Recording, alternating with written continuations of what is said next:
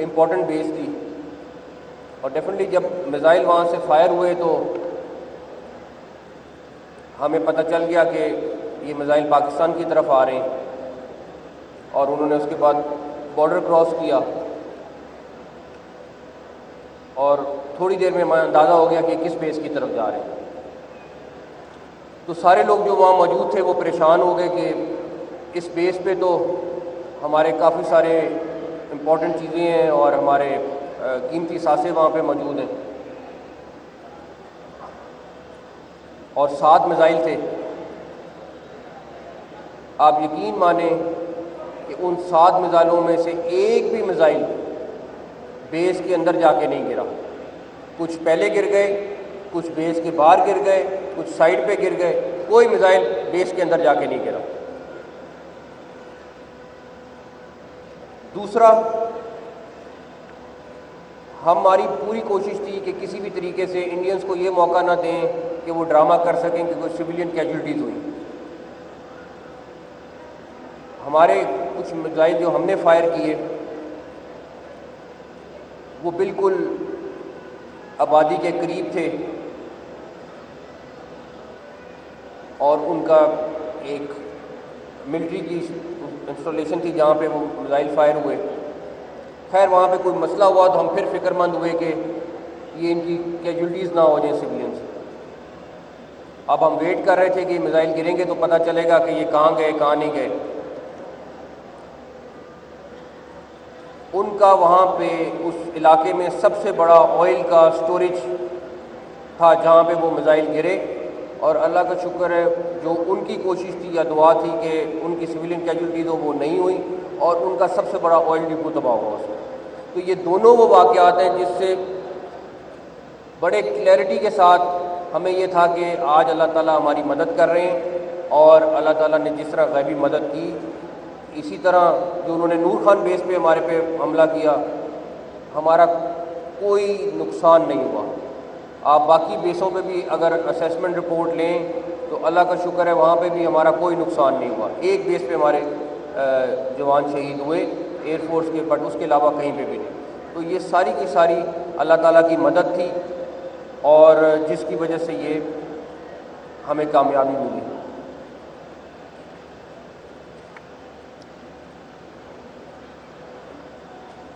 ایک شخص اگر پختہ عزم کرے اور یقین کے ساتھ اور ایمان کے ساتھ فیصلے کرے تو میں نے یہ گواہی سے کہہ سکتا ہوں کہ اللہ تعالیٰ مدد بھی کرتے ہیں، اور اللہ تعالیٰ آپ کو جیت بھی دکھاتے ہیں۔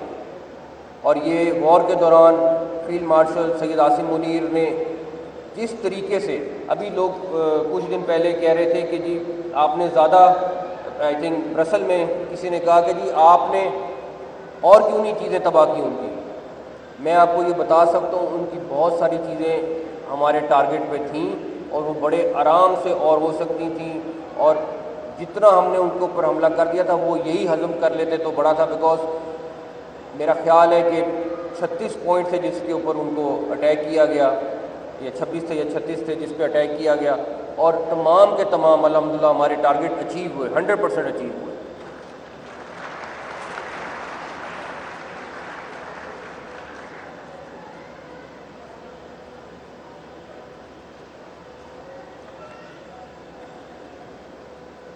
سعودی گورنمنٹ کا ایک وفد ان دنوں میں جب یہ وار چل رہی تھی تو پاکستان آیا،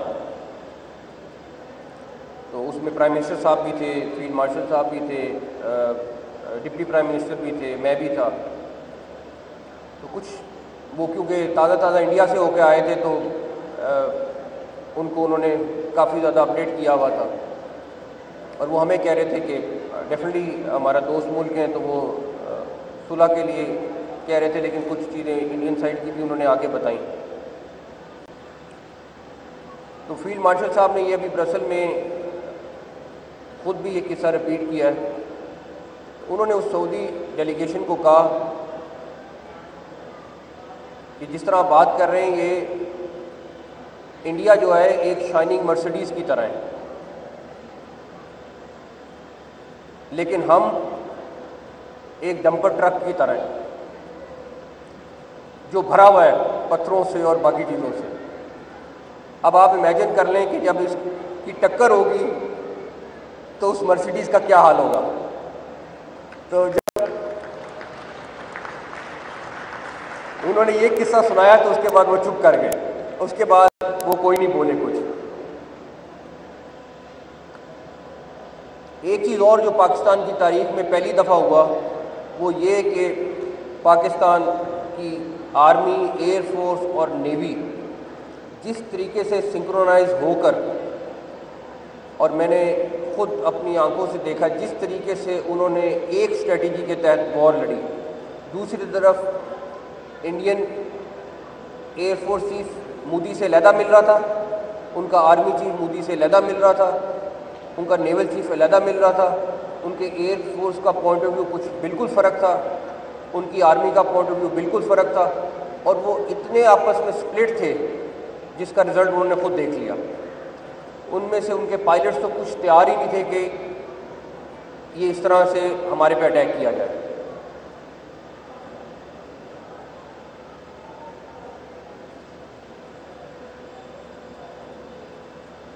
ایک چیز اور کہ تمام لوگ مودی کا نام لیتے ہیں کہ مودی جو ہے وہ اس ساری چیز کے پیچھے ہے. میں آپ کو دو کریکٹرز بتانا چاہتا ہوں جو اصل میں انڈین حکومت کو چلا رہے ہیں اور اس سارے ڈرامے کے پیچھے. ایک اجت دوول اور دوسرا امت شاہ. یہ دو وہ لوگ ہیں جو اصل میں اس پورے ڈرامے کے پیچھے تھے. یہ جو خود بنایا ہوا ڈرامہ تھا جس کے تحت وہ آپ کے سامنے جو چیزیں وہ کرنا چاہتے تھے وہ آلریڈی بہت زیادہ میڈیا میں ڈسکس ہو چکی ہیں. یہ دو کریکٹر انڈیا کو بھی لے ڈوبیں گے, مودی کو بھی لے ڈوبیں گے, اور آپ دیکھیں گے آنے والے وقت میں کہ یہ کس تباہی کے دہانے میں پہنچ گئے. یہ صرف ایکسپوز ہونے کی بات ہے اور یہ بہت جلد آپ دیکھیں گے کہ یہ ہونے والا ہے.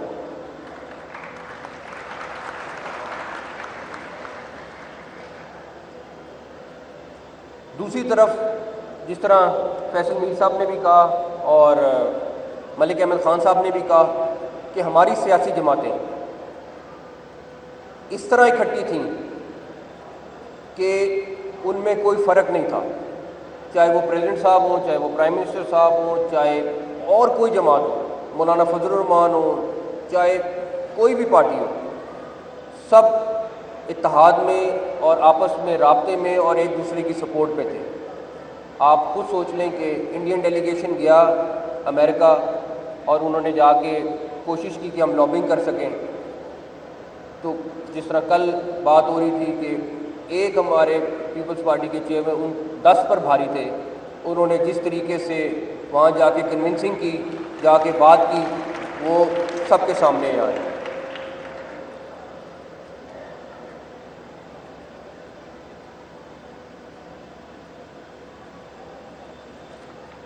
ایک چیز جو سب سے امپورٹنٹ ہے وہ یہ کہ انڈیا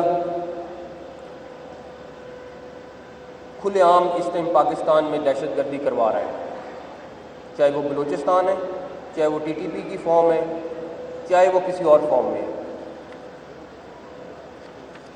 لیکن سب سے بڑا جو فائدہ ہے اس پوری وار آن ٹیرر کو 9/11 سے لے کے آج تک, اس کے سب سے بڑا جو بینیفیشری ہے وہ انڈیا خود ہے.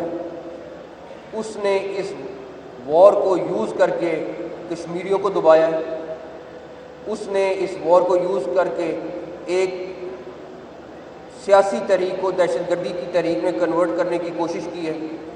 اس نے دنیا کو بتانے کی کوشش کی ہے کہ یہ دہشت گردی ہے, جبکہ وہ UN کی تمام ریزولوشن سے بھاگ گیا ہوا ہے.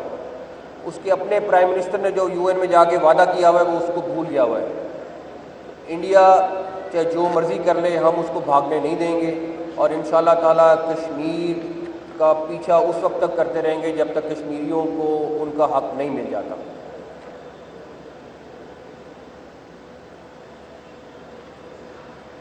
آخری چیز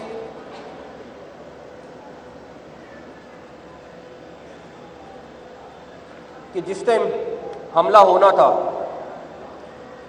اور جس ٹائم پہ انڈینز نے اٹیک کر دیا تھا، اس کے بعد